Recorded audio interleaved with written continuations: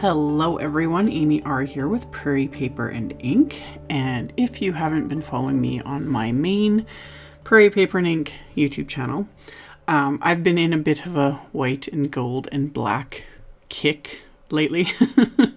I had done a video on here last month doing some grad cards using a bunch of Honeybee products doing white, gold, black. I don't know, I'm obsessed. So anyway, I pulled out, this is an oldie but goodie favorite. This is the Zen Bouquet stamp set from Honeybee it's one of their first sets that were released like way back in the beginning, and it's still one of my favorites. I've done so many videos using this set. I just love it. So this time I'm stamping it onto black cardstock. It's up to personal preference whether you want to cut it down first or not. I don't know if that even makes sense, but for me it's actually easier to have them in two separate pieces. I find it easier to work with. I find it easier to see, what's what. So I'd cut down the two pieces of cardstock. I just cut a piece of cardstock in half, like an 8.5 by 11 piece.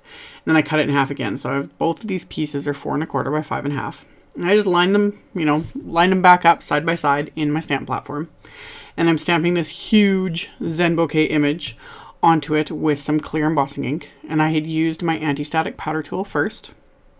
And then I'm coating the image with, this is Nuvo Gold Enchantment embossing powder. This is, I think I've used this a few times before with other cards and whatnot, but it's not one I reach for often because it does have glitter in it. And depending on what I'm doing, I usually don't like the grittiness of glitter embossing powders. But I used the Nuvo black one the other day that had glitter in it, and I was like, ooh, this is really pretty. So I wanted to use the gold because I was like, ooh, fun. So it does have little like chunks of gold glitter in it. It gives it something else. So I coated the images with that and then melted it with my heat tool. And this will never get old. That moment when the embossing powder, especially when it's metallic, melts with the heat tool. It's just like, it's like magic every time. So I melted all of that with my heat tool. And then decided that since I have the stamp already lined up, kind of centered between two A2 pieces on that platform, rather than move it, I'm going to stamp the insides of my cards. So I'm going to funnel that embossing powder back in the container before I knock that over, because that's generally inevitable. And then I'm going to line up my card bases, which are heavyweight white cardstock. And I'm just going to do the exact same thing as I did on the black pieces, except this time I'm just going to stamp the image with Delicata Golden Glitz ink. Another like absolute obsession.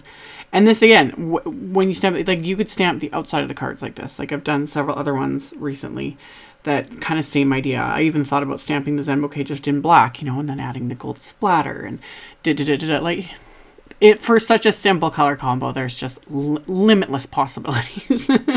But I just stamped on the inside of the card, just to give it that extra something, and because you got to use the Delicata Golden Glitz. It's just such a gorgeous ink. So I'd stamp that, set it aside, and then of course I got to add some splatter because you just have to. It's just what you do. So I put these pieces of black cardstock just in my splat box here to kind of keep from getting splatter absolutely everywhere. And I'm using Picket Fence Distress Paint for my white splatter. White gouache would work. I have like so many random, white craft paints, different things. I just grab whatever's handy usually. So I splattered that first, and then I'm also using my Gansai Tambi Starry colors, watercolors, and sprayed on some water and mixed up one of the golds, and then just put that on an acrylic block, splattered that on the background as well.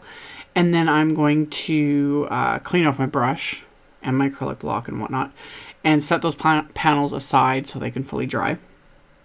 So while those are drying, I'm going to start working on the other elements of the card, which I'm using sentiments from the Bloom stamp set, which was released not too long ago. And I'm going to do the same thing. I'm going to use black cardstock, and I'm going to heat emboss these sentiments with that gold enchantment embossing powder. Normally, I would not do this. Like normally, I would use my go-to detail gold embossing powder, etc. But these sentiments aren't super fine. They're not really thin lines. They're not really small. So you can get away with it with this size. I wouldn't do anything smaller, sentiment-wise anyway, with embossing powders like this, because that glitter and the chunkiness will either just not stick enough to a fine line, or it'll just kind of undo you know, the legibility of it.